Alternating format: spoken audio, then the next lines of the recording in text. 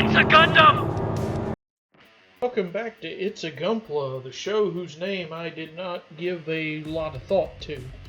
So we're continuing Xabungle, and we're going to be building the heavy weapons and then doing the final assembly. So up first is Xabungle's bazooka. Now the bazooka is just a four-barreled rocket launcher type weapon. Now, interestingly, the way this is designed, you can build it to be left-handed or right-handed. So if you're building this to be used by, if you're just individually giving out weapons, so you can have this one be in the primary hand or the offhand. So it's a fairly simple design. Because basically it's just four stacked tubes inside of a housing, or with a housing around the center.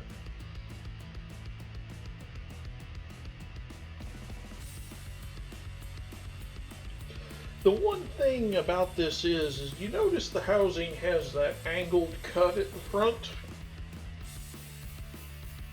I actually think the barrels should have had a similar angle in there at the front instead of being symmetrical.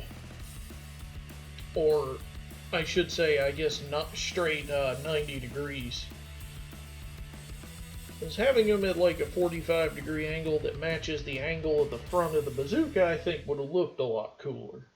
But hey, what do I know? I'm a 37-year-old man commenting on the design of anime from 1980. I think I said 1983 before.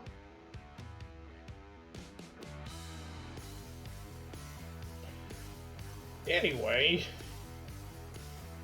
so nothing real special going on here.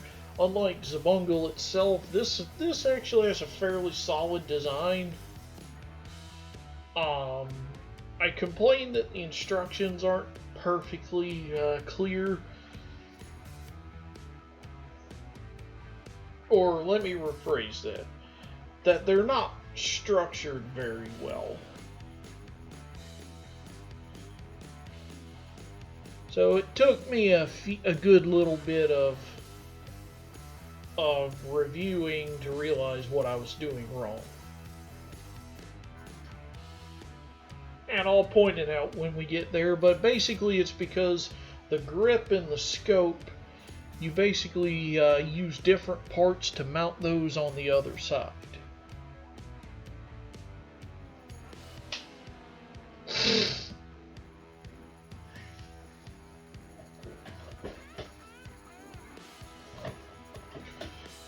But again, the attention to details here, and it's quite good.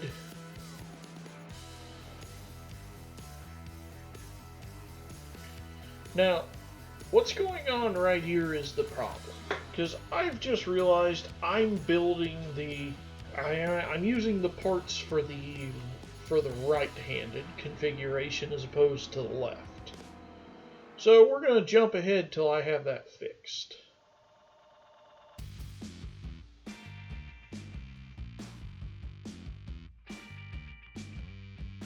Okay, so this time I've got the right parts, because you notice the shaping at the top of it's actually matching the shaping of the cutout.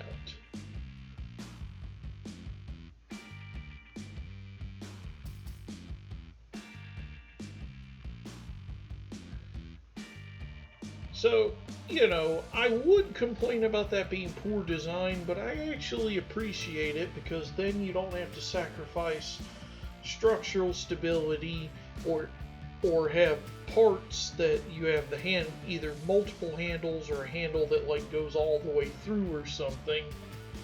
Now that peg on the side actually pegs into the socket the wheel does.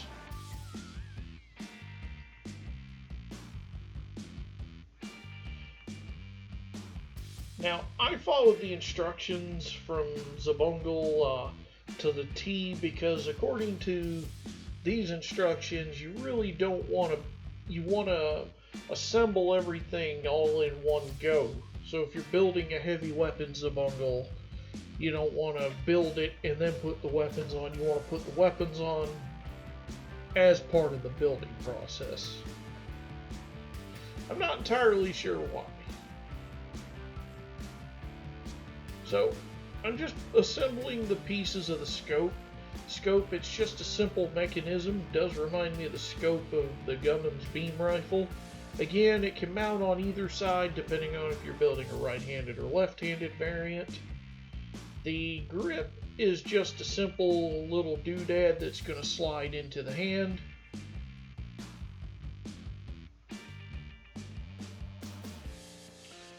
And we just peg it in after I make sure I'm careful and I don't break it.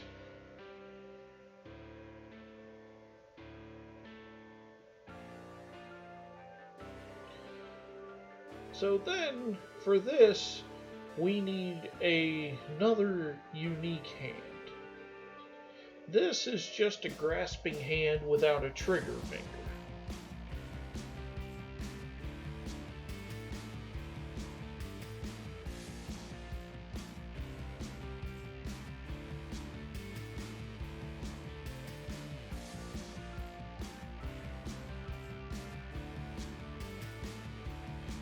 Like I said, if I had my way, you'd have two articulated hands for posing and then two weapon holding hands. But they went this route. I'm not hating on giving options. Options are good, unless they don't work. So we bring in his left arm, and that piece popping off is still a problem. So we take this hand. We also are going to take the wheel off.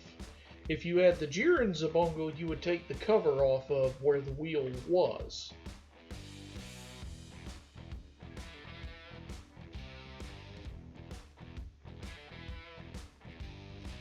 And so basically the bazooka, we're going to slide the grip between the fingers and peg it into the side of the arm.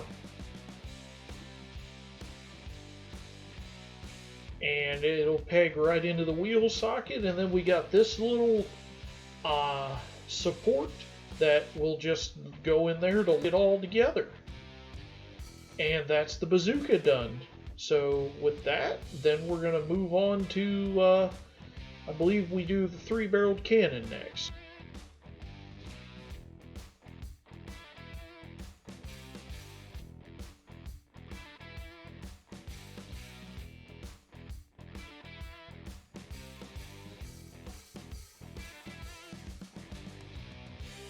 Okay, so to start with the three-barrel cannon, we are just going to start piecing the barrels together.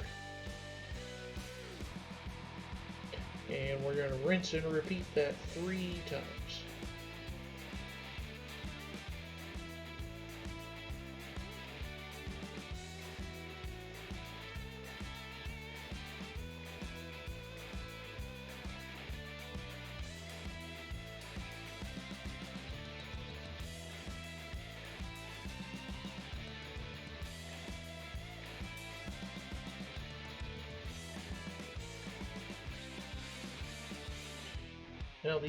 Now the ends of the barrels were surprisingly difficult to get on, but once you get them lined up really good, they go on. And then the end cap, they both use keyhole patterns and they're different sizes, so there's no mixing up the front or the back.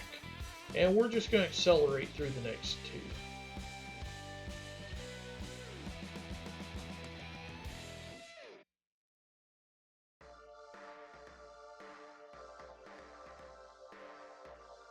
Okay, so with that done, then we're just going to bring in the base and the mount.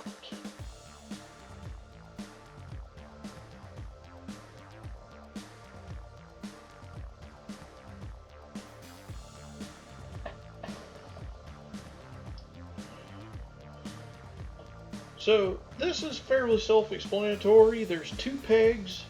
And so you're just going to make sure those pegs sit into the base properly.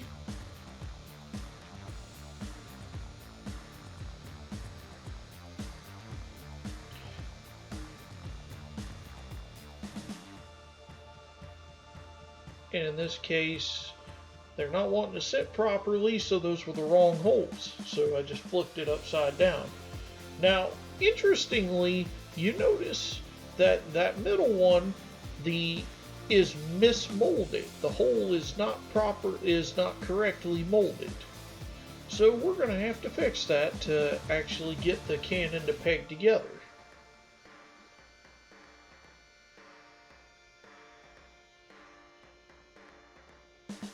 So again, the third one wasn't fitting, flip it upside down, and now it lines up properly. So, real quick, I'm going to do this live in video for you. We're going to get my scalpel, and we're going to use that to shave that excess plastic out of there. It works best with a sharp scalpel, because I did that with minimal force. As always, be careful around blades. Again, most of my audience is adults, but at the same time, I don't need any trouble with YouTube.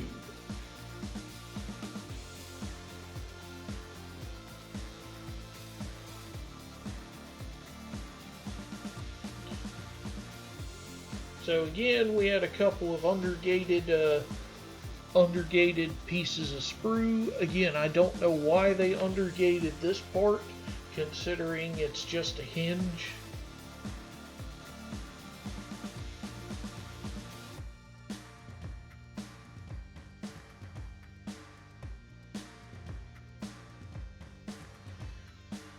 And so now that we can verify the little hinge can bend, we take that and just peg it right into the bottom. And now we're going to jump right into the 9-tube missile launcher. Comparatively, this one is much more simply structured. So it uses pegs on the inside at 45-degree angles to lock the two pieces together, and that's actually a clever way of doing business. So then the actual piece with the missile covers just goes right into that yellow piece, and that's just going to peg right onto our launcher. Parts-wise, this is so much simpler than the 3-barreled cannon. And so I gotta do some cleanup, so we're gonna jump ahead. Okay, so now that the base is fitting together much better, the yellow piece with the cover will just slip right on. And then the back panel, we're just gonna drop this piece with all the detailing inside the housing. Okay, and then the main body just drops right inside of that, and that's the launcher itself done. So now we just got to put on the hardware to mount it to Xabungle.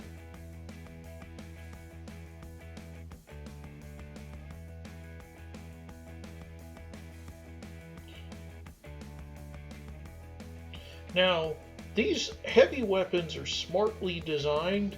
They're extremely light. I mean, they're mostly hollow, but they're extremely light so they don't tax the body of the model to hold them up. And we gotta just do some cleanup again.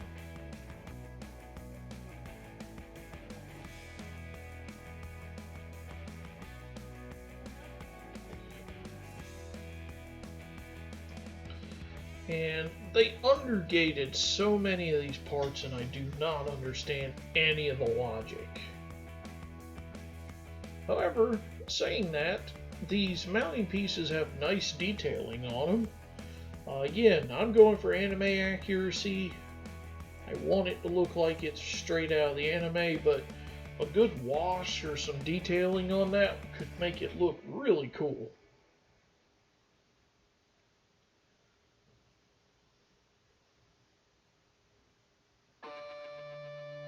And then, you know, I'm all happy and positive, and then we have to jam this poly cap into a socket.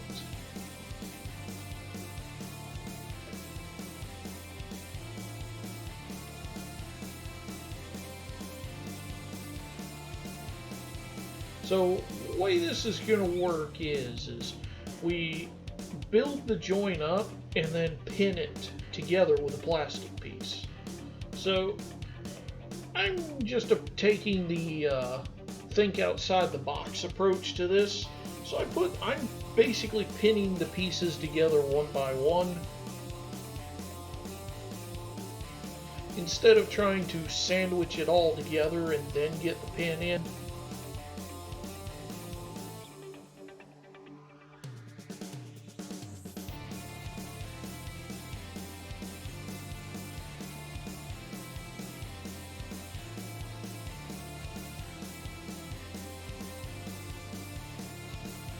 Then we sandwich it all together, pin and all, and we can see it's not quite there yet, but it's close enough. So then we bring in this collar. So this collar basically is going to mount the heavy weapons, and then we drop it on the Xabungle. And this is the issue I take with this part of the model, because in the anime, the little mounting part for the heavy weapons was hard bolted, and you can actually see the bolts, or whatever they are, that mounted those onto Xabungle's shoulder molded onto it. But the fact that these are attached together means you have to modify this if you want Xabungle to only carry, if you want to split the weapons up between two Xabungle kits.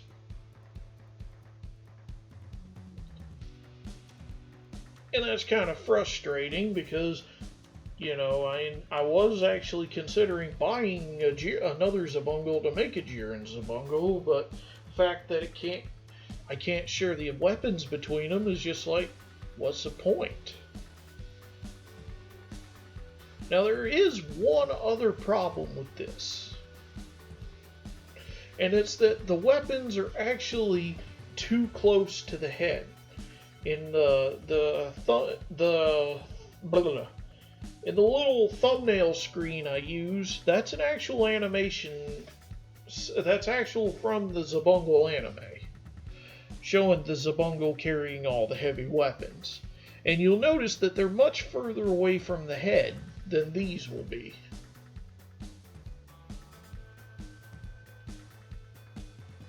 Now, having said all that, the whole thing is very light, and the cannons and the missile launcher actually have a reasonable amount of articulation. And so, with every bit of building done, then we're just going to assemble. So to start with, we've got the crotch and the legs, and excuse the cut. So we're just going to move the wheel and the skirts out the way, and just pin the leg right onto that hip joint. Put the wheels and the skirts back. Get the skirt armor out of the way, pin on the other leg. Now they have a built-on stopping point, so you'll know when you've got them right. And as is typical with Kunio Okawara designs, Xabungle's got pretty good set of stems. So now we're going to bring in the body, and the body just pegs right onto that big ball joint.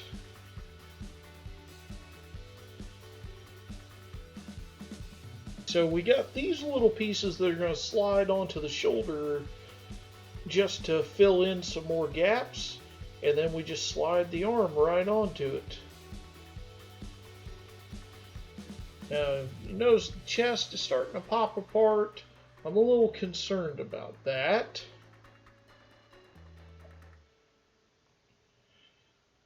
So, we've got the corresponding piece for the other side.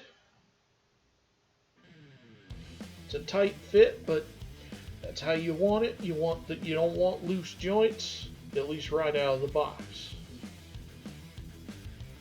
Alright, and so there's the arms. Again, just sandwiching the chest down. So real quick, we've got to build Xabungle's neck. And the neck is just a handful of pieces and a polycap.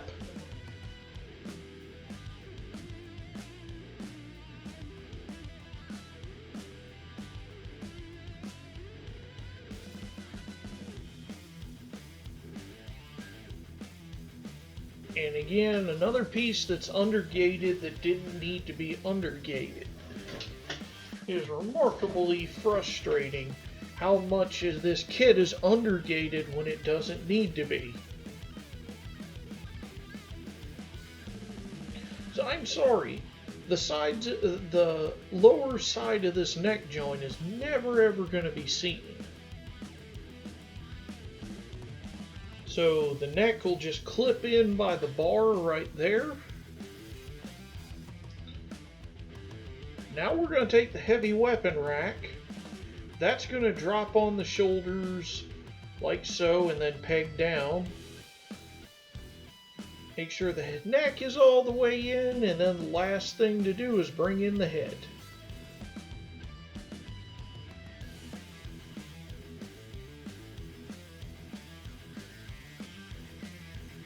Now, I do not like the lack of clearance here with Xabungle's antennas, but there he is, all done, all weaponed up. Now, again, in fiddling around with him, I had to glue his rifle arm on at the white part because it just kept falling apart. Just trying to angle his weapons forward, angle the wings a little bit so he looks cool. Anyhow, if you watched the rest of this, thank you. Check out my fantasy story on Fiction Press. See you for the next video.